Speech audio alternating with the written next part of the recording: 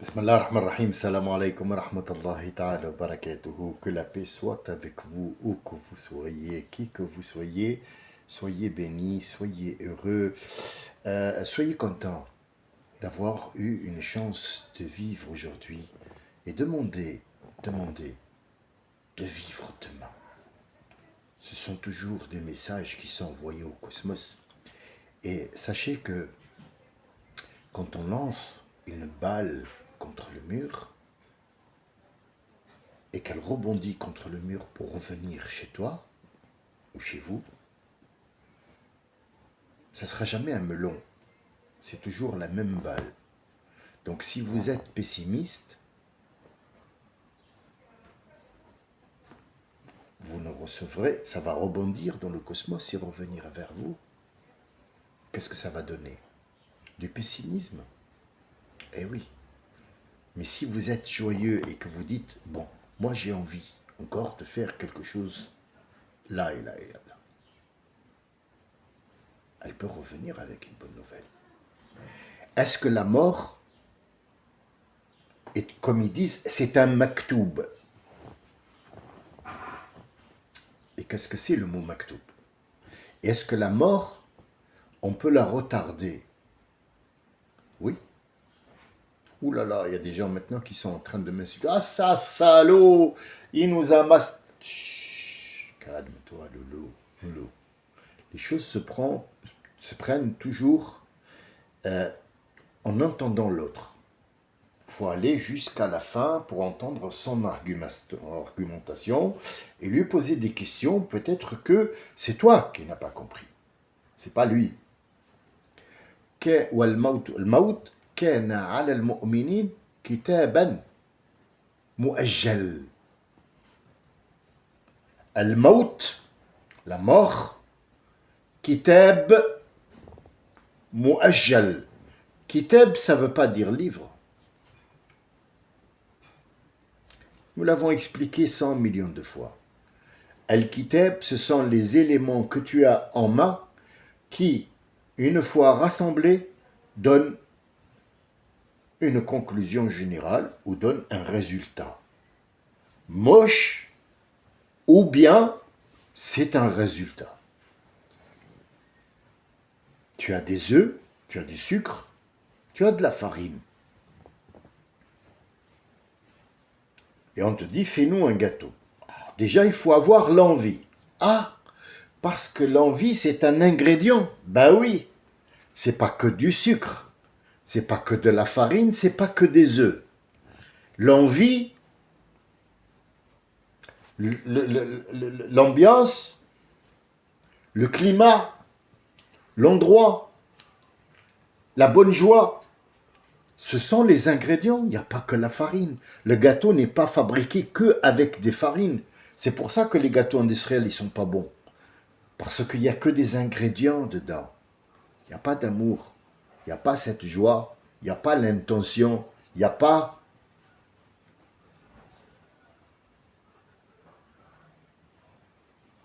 El-Maout, la mort. Est-ce qu'il faut des éléments? Bien sûr. Il faut l'heure, le moment. On dit de temps en temps, il ne s'est pas trouvé au bon endroit et il ne s'est pas trouvé au bon moment avec les bonnes personnes. Oula, ce sont trois ingrédients essentiels. Donc en fait, il a eu les trois éléments qui vont lui donner la mort. Au mauvais endroit, mauvais moment, avec les mauvaises personnes. Et avec de la malchance. Allez, on rajoute un autre ingrédient. Pour nous, c'est comme ça. Mais pour Dieu, ces ingrédients doivent être présents et c'est lui qui va prendre à son, c'est-à-dire à son compte, à lui, ces ingrédients-là. C'est lui qui va courir pour rassembler ces trucs-là pour mourir. Alors, est-ce que c'est dans le destin ou est-ce que c'est la destinée? Et voilà. Et nous rentrons dans l'histoire du destin et de la destinée. Le destin, c'est ce qui va t'arriver. Et la destinée, c'est ce que tu vas récolter dans ce qui va t'arriver. C'est aussi simple que ça? Non. C'est moi qui la facilite pour que le reste qui va venir ne soit pas compliqué. Avant de nous créer, subhanahu wa ta'ala, il a dit, j'ai créé les cieux, j'ai créé ta, j'ai fait en sorte que la terre, et après il a créé l'être humain. Il n'a pas créé l'être humain, et puis après il a dit, bon, comment alors je vais lui faire celui-là? Je vais... Non, non, non, non. Non, non. Non, non. Mais comment ça se fait, ya Rabbi? J'ai créé la terre parce que je le sais. Vous vivez dans mon savoir. Je suis Dieu. Avant, et le temps n'existe pas chez moi, avant votre création, je sais pour chacun de vous quels étaient ses besoins, les quantités et l'heure de sa mort. Parce qu'il a choisi. Et en fonction d'il a choisi, moi, en tant que Dieu, je sais très bien à quel moment et à quel endroit il va mourir. Donc j'ai prescrit que cette personne-là va mourir. Mais tellement je suis généreux, j'ai vu que je lui ai donné de la générosité qui a fait qu'en cours de chemin, il a changé d'attitude, il a dit, moi je vais plus fumer, je vais plus boire, je vais faire du sport et je vais me reprendre en main. Donc il était convenu qu'il meure le samedi, dimanche, de je sais pas quoi, avec 3 cigarettes à la suite, un arrêt cardiaque. Il s'est retrouvé en fait faire du cardio et il n'est pas mort. Est-ce que Dieu a été surpris? Non.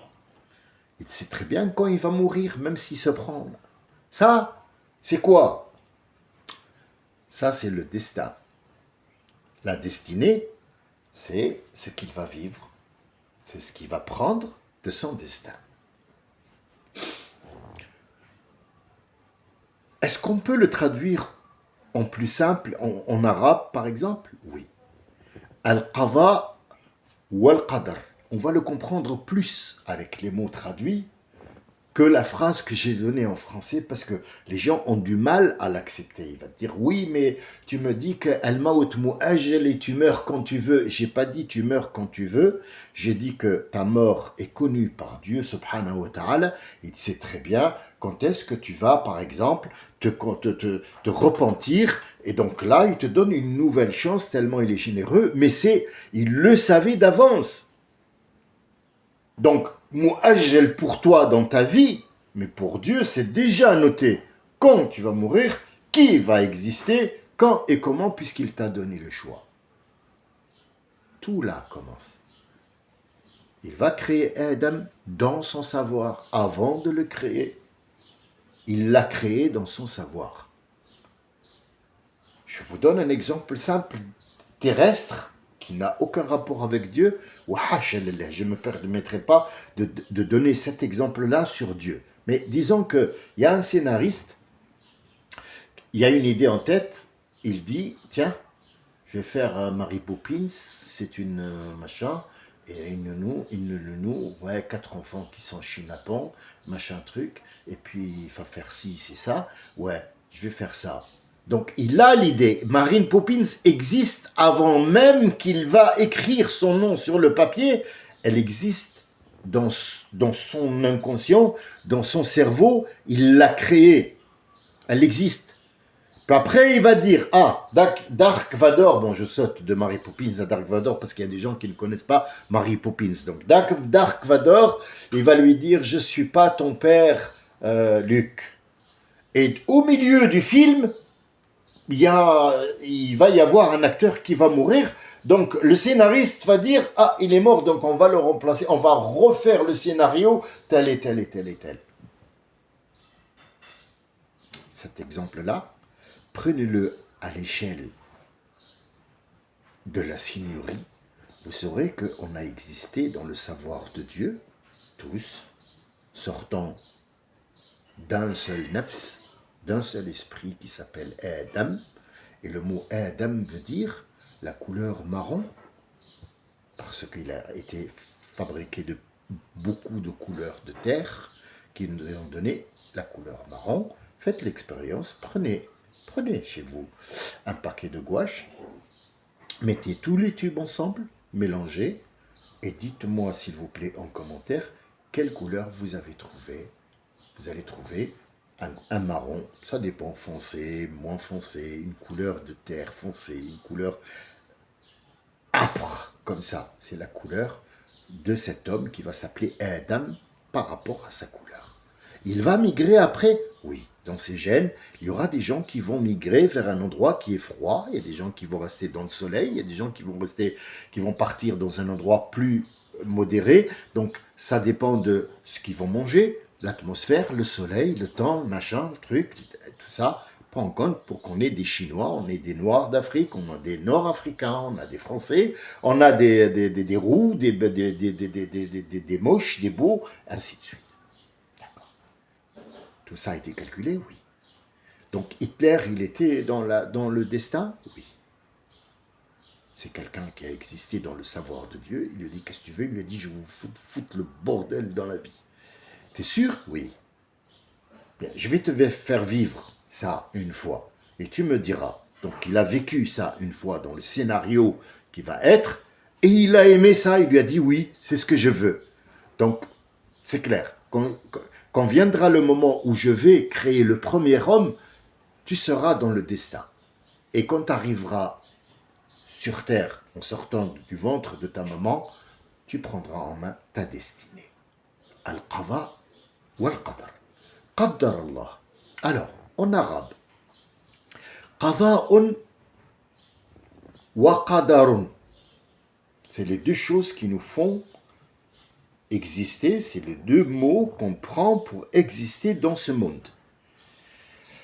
Al-Qadar, c'est quoi Al-Qadar en arabe littéraire? Al-Qadar wa taqdir. Qaddara yuqaddiru taqdiran. Comme je vous l'explique l'autre fois, c'est à chaque fois quand tu prends un mot en arabe, tu le mets en nom, tu le mets en verbe, tu le mets en sujet et tu en sors un nom. Toujours. Pour savoir est-ce que c'est un vrai mot en arabe ou pas. On va le mettre en verbe. Est-ce qu'il peut se transformer en verbe? Oui, d'accord. Donc si par exemple je dis ver, ver yavour ou varan, ça veut rien dire. Donc c'est juste un nom. Mais si par exemple je prends un verbe, le verbe boire. J'ai bu, je suis un buveur, et c'est le fait de boire, c'est être désaltéré. Ouh là là, il est devenu un verbe, un sujet et un complément et un adjectif. C'est comme ça qu'on raisonne en arabe. Normalement, on doit raisonner comme ça. Donc, al-qada, al-taqdir plutôt, excusez-moi, al-qadar, qaddara yuqaddiru taqdiran. Qaddara, ça veut dire il a mis les proportions. Al-taqdir, c'est mettre les proportions. Il te dit, à combien tu estimes qu'un gâteau peut contenir comme farine? Ah, il lui a dit, ça dépend de la farine. Est-ce que c'est une farine de blé? Est-ce que c'est une farine de pois chiche? Est-ce que c'est une farine de riz? D'abord déjà. Deuxièmement, la qualité. Est-ce qu'elle est fine? Est-ce qu'elle n'est pas fine? Est-ce qu'elle est grosse? Est-ce qu'elle est grossièrement hachée? Il faut que tu me... Ah, il y a beaucoup de choses qui rentrent. Ben, bien sûr. Bien sûr, pour donner un qada, ça veut dire un qadar, il faut, pour estimer, c'est une estimation. Al-qadar, en français, on peut utiliser le mot estimation. J'estime que cet homme, il va vivre pendant 7 ans, et à un certain moment, il va venir, il va prendre l'avion d'Australie, il va dire que je vais aller en voyage, et de ce voyage-là, eh ben, il va être percuté par une voiture accidentellement, où ça, à New Delhi. Qu'est-ce qu'il fout là-bas?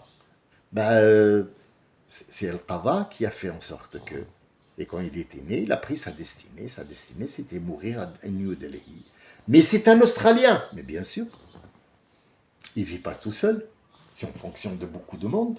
Chacun a demandé quelque chose et chacun s'est mis sur le chemin de l'autre. Que ce soit pour un accident ou que ce soit pour quelque chose comme par exemple vous êtes tombé par hasard sur ma chaîne. Non, c'était prescrit. C'était prescrit. Il fallait que je fasse ça. Qui vous a dit que moi j'allais momentanément quitter un endroit, la Réunion, pour après aller, parce que j'ai des intentions d'aller en Australie, mais pour l'instant j'habite en France pour un passage. Et mes enfants sont en Allemagne et les autres ils sont il y en a qui sont en Allemagne, il y en a qui sont en Angleterre. Donc comment je vais faire pour être en contact avec eux? C'est des ingrédients tout ça. Al-Maut mu'ajjal. Oui. Ça veut dire quoi? Ça veut dire que la mort, tu peux la retarder. Hein? Qu'est-ce que tu racontes? Qu'est-ce qu'il nous raconte celui-là? Et tu peux retarder la mort? Ben oui. Tu étais en bonne santé. Tu es allé boire, fumer, les putes, le sommeil est très tard, tu manges n'importe quoi, hamburger, crise cardiaque, et meurt. Oula! C'est compliqué tout ça. Eh ben oui. Eh ben voilà. Donc, qu'est-ce qu'on a? Eh ben on a un gros problème, c'est que la batterie, elle va être à plat. Donc, je vais essayer de remettre la batterie, voilà, pour pouvoir continuer à vous raconter. Voilà, la batterie. Oulala, ça ne marchera pas. Si. Alors, on peut retarder? Oui, on peut. On peut. J'arrête la cigarette, j'arrête le McDo, j'arrête les trucs et je vivrai peut-être 2 jours de plus. Ah, donc Mouajjal, tu l'as retardé. Mais est-ce que tu l'as évité? Non, non, non, non, non. L'éviter, non. La mort, tu ne peux pas l'éviter. Il y a un moment où... Mais est-ce que c'est... Dieu le sait? Mais bien sûr qu'il le sait. Il sait très bien quand tu vas mourir. Comme je t'ai dit au début, c'est avec sa miséricorde qu'il t'a accordé. Il t'a accordé parce qu'il t'a vu dans son savoir avant même de créer la terre. Donc on est arrivé à Adam qui est couleur terre. Adam ça veut dire couleur terre. Et Hawa, Ève en arabe Hawa, c'est celle qui a le Hawa, c'est celle qui porte la vie. Transmissiblement par la voie d'en bas. Ça veut dire sexuellement transmissible. Eh ben oui. Eh ben oui, le spermatozoïde va rentrer à partir d'un acte sexuel, tu vas reproduire et porter la vie. Comment elle s'appelle? Hawa. Les Marocains, jusqu'à aujourd'hui, ils appellent le mot, je ne dirais pas, c'est un très très gros mot qui est là. Donc en fait, le destin et la destinée, al-qada ou al-qadar, c'est un sujet très épineux, très large, où on ne peut pas, en 25 minutes, comprendre tout ça. Il faut toujours aller petit à petit. À fur et à mesure qu'on accepte des mots qui sont à gauche et à droite, c'est une sorte de préparation pour après rentrer vers votre opinion. Alors, j'attire votre attention sur une chose avant de terminer.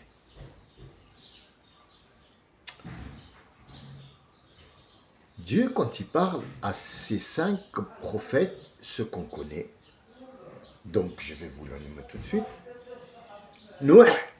Noé, Abraham, Moussa, Moïse, Isa, Jésus, et Mohammed sallallahu alayhi wa sallam, Mohamed. Les 5, il va avoir un langage dans le Coran avec eux qui est complètement différent.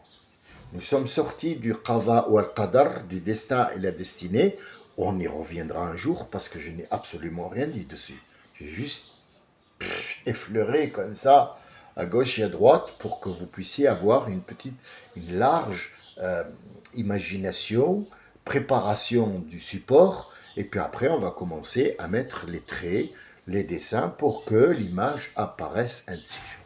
Regardez comment Dieu parle à Noé. Noé, Nouh, Nouh, que des remises en place. Nouh, attention. Ah, Nouh, attention. Dans le Coran, chaque fois qu'il parle à Nouh. Ya Rabbi, mon fils, il va les vagues. Nouh, ne me parle pas de quelque chose que tu n'es que. Ce n'est pas ton fils. Ta femme t'a trahi. Chut. Tu mettras le radeau. Qu'est-ce qui s'est passé avec Nouh? Bah, le déluge. Est-ce que c'est la terre entière qui a été ensevelie avec de l'eau? Non, c'est juste un endroit où il y a eu de l'eau qui, hop, pour que le bateau parte. Et il est où? Bah, il est sur une montagne en Turquie. C'est écrit dans le Coran. Je vous laisse aller voir. Non, je ne vous mettrai pas de prescription. C'est à vous d'aller voir Surat Nouh. Vous allez voir où le radeau, que tu appelles radeau, ذات ألواح ودسر, des planches avec des cordes. Il a pris ancrage sur une montagne en Turquie. Ça, c'est le langage qu'il utilise avec Nouh. Et venu après Ibrahim. Ibrahim, c'est son ami. C'est l'ami de Dieu. Eh ouais, Ibrahim, c'est l'ami de Dieu. Il parle un autre langage. Le langage des amis. Toujours avec le sourire, toujours. Astaghfirullah al-Azim. Attention, c'est une image que je vous donne, mais je suis loin, alhamdoulilah, de massacrer l'image d'Allah Azza wa Jal avec des petites phrases de rien du tout. Attention, hein. Moi je vous donne des images terrestres pour que vous ayez donné une image. On sort du destin et de la destinée pour vous mettre sur un autre chemin. Peut-être que je vous prépare à une entrée pour vous parler de Nouh, par exemple. On n'a pas encore parlé de Noé, comment ça s'est passé, où est le déluge, comment... Peut-être que je vous prépare à ça. On ne sait pas, on ne sait pas. Peut-être que je ne serai pas vivant demain pour terminer. Mais je vous donne une idée, et attention, ne la prenez pas comme étant une image de Dieu qui sourit. C'est très important pour moi et pour vous.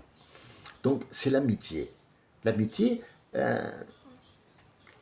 t'ai donné un fils pour te faire plaisir, mais tu lui as donné plus de temps que moi, dis donc. Ouais, ça m'a... Mets-le là-bas, là où il n'y a rien du tout. Et pierre, ni eau, ni rien. Tu peux faire ça? Je vais voir si tu es mon ami ou pas. D'accord. Je le mets. Ah, c'est mon ami. Non. Non. Ya Rab, montre-moi comment tu fais les trucs. Si c'était nous, hein, et il lui avait demandé, il lui dit, Ya Rab, montre-moi comment tu fais renaître un mort. Il aurait tout de suite remis à sa place. Mais il lui a dit, pourquoi tu ne crois pas en moi? Il a dit, si, je crois en toi. Mais il y a des doutes que je veux enlever. Il lui a dit, fais ça et ça et ça et ça. 4 morceaux de 4 volatiles. Et puis, je vous raconterai ça une autre fois. Jusqu'à un certain moment où il lui a dit, ah, tu me fais un cadeau, tu vas me donner des enfants. Un enfant qui s'appelle Ishaq et Yaqub, et tu me dis leur nom? Oui, il lui a dit, oui, je ferai en sorte, ta descendance, telle et telle. Vous voyez, ça change un petit peu. Là, on rentre à Moïse. Moïse, c'est autre chose. Moïse, viens Moïse. Moïse, ne fais pas ça. Moïse, vas-y, va, Pharaon, je suis avec toi. T'inquiète pas, regarde. Mais reviens, c'est juste un bâton. Mais reviens, Moïse, tu n'es pas... Il faut pas... Vous voyez?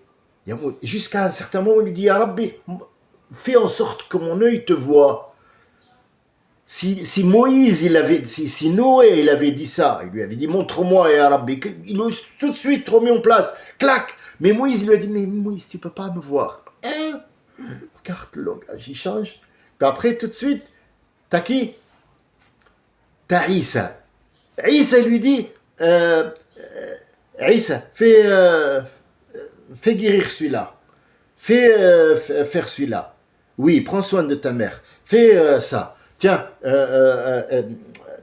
fabrique un truc, un oiseau, on va l'appeler chauve-souris, et souffle dedans, il va être vie, montre-leur. Fais-leur ça. Fais avec mon accord. Vas-y. C'est son bras droit, c'est sa complicité, c'est sa création. Il fait avec. Dis-leur ça. T'inquiète pas, vas-y. Bon, écoute, ils vont te faire une crasse là. Viens. On passe à Mohamed. Mohamed, c'est plus c'est plus administratif. Ya ayyuhan nabi, monsieur le ministre, Jacques Chirac et Mitterrand, il lui a dit,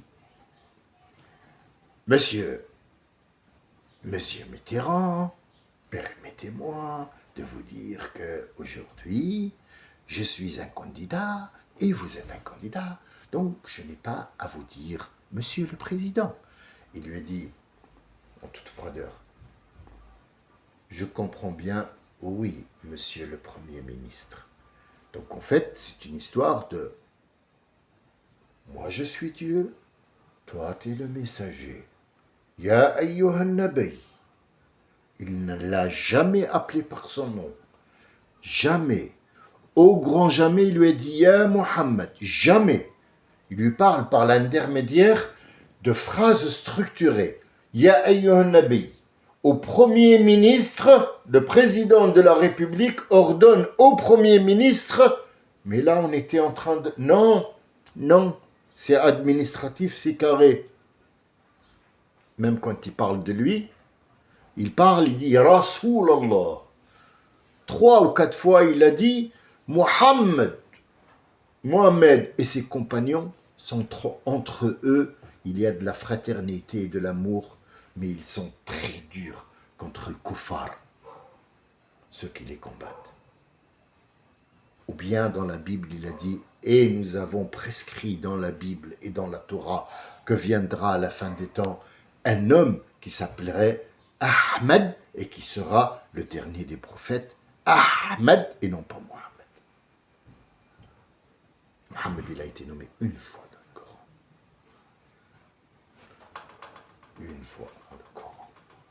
Tous les autres, c'est Rasulallah, où il parle, il dit Ya ayyuhan nabi, ou bien dit, sans lui dire Ya Muhammad dit. Non, dit.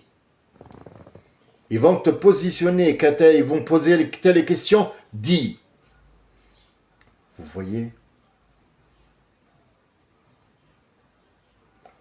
Tant on regarde, tant on lit, tant on découvre. Est-ce que ça a un rapport avec le destin et la destinée? Oui. Est-ce que j'ai fait le rapport aujourd'hui? Non. Je vous laisse. La prochaine fois, je vous dirai pourquoi il s'appelle Nouh. Eh oui. Pourquoi il s'appelle Nouh?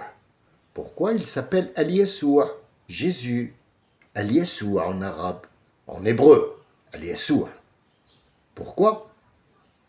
Et pourquoi il s'appelle Mohammed et non pas Ahmed? Je vous laisse en bonne compagnie, Inch'Allah. Et je vous dis à très bientôt. Wassalamu alaikum wa rahmatullahi wa barakatuh.